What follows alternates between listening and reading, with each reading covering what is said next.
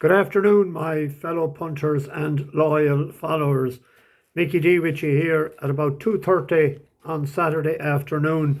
Recording this early. I'll put it up in a couple of hours as I'm going to the county town.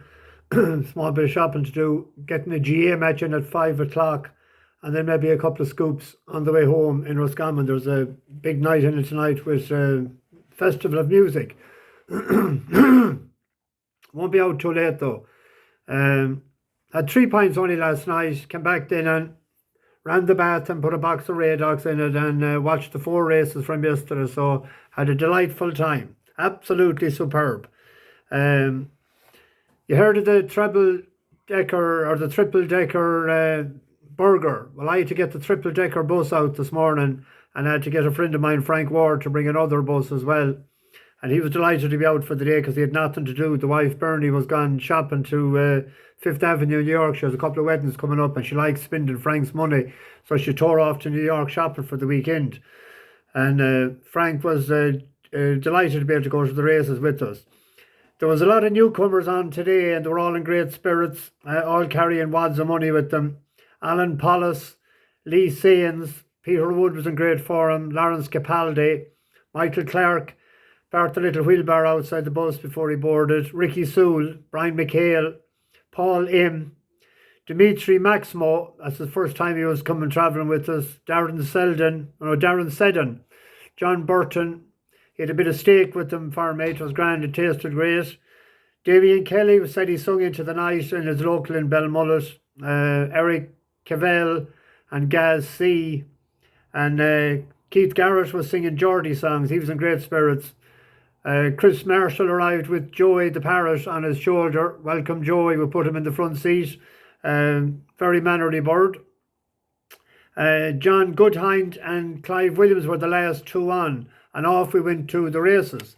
So I've seen no racing yet today because I had a few things to do around the house. And I have a couple for tomorrow that I wanted to share with you. The first is... it's in that grade one, I forget the time of it, 3:10 I think it is in Fairyhouse. That grade one mare's race. I was looking today at Impervious. It's 12-1. And I thought that price was worth a pint each way. It needed the run last time in Cheltenham because it hadn't ran from November.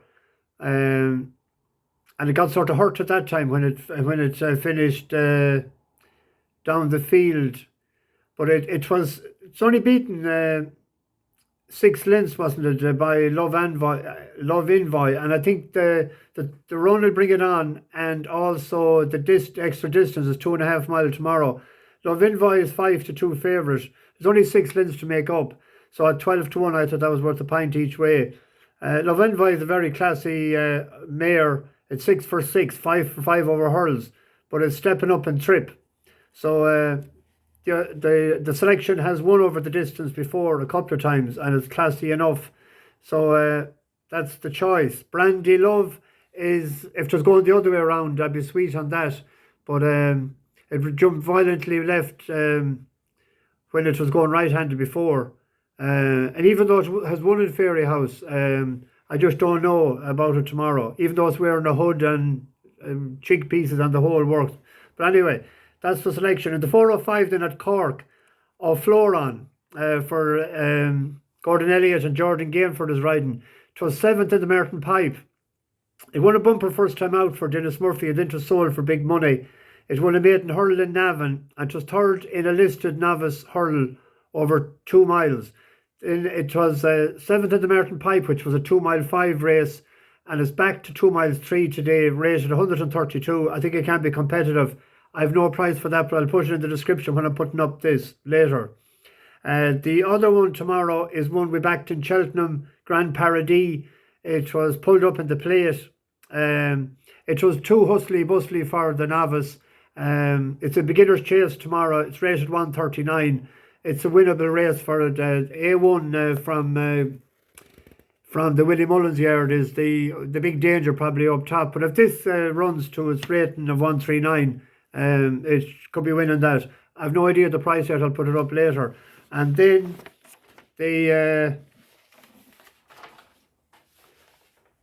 My Grand National, how are we doing on time? We're not too bad. The Grand National is on Monday, 3 miles 5. Freewheeling Dillon won it last year at 150 to 1. Only 5 favourites in the last 30 years. Omerata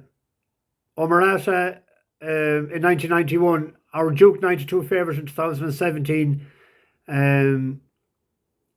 Borough Saint in 2019 was 6 to 1 favourite. Shut the Front Door was 8 to 1 favourite. And there was one more somewhere, wasn't there? There was. Since 1990, only 5 winners carried more than 11 stone. Our Duke Comanche Court, Bobby Joe, Flashing Steel, and Desert Orchid carried 11 stone 12 in 1990. 6 English train winners since 1990. The last being Shut the Front Door.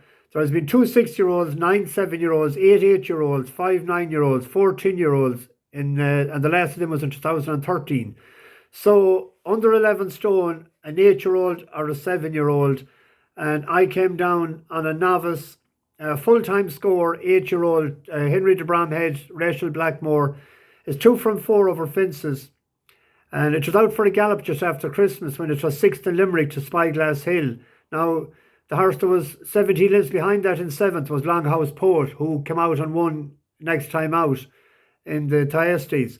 On the 9th of February, off 132, it won in Fairyhouse. It beat a good yardstick, Discorama, who sadly is no longer with us. And it was backed in that day from 6 to 1 into 100 to 30 favourite. It's up £6. It wouldn't have got into the race if it hadn't won that. I think this was the plan all along. The only slight concern is it's out of Flemingford, and they need a lot of cut in the ground. So I'm hoping that the ground will be, she'll get away with it, or he will.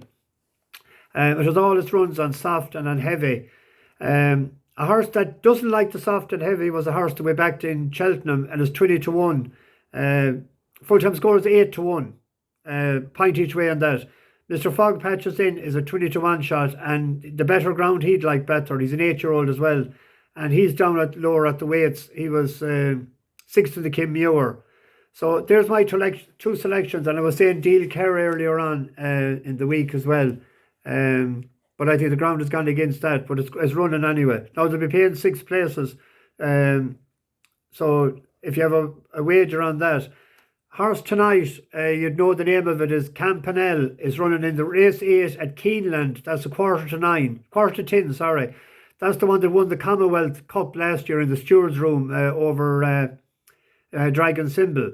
It has won 4 out of 5 at the distance, like 5.5 furlongs.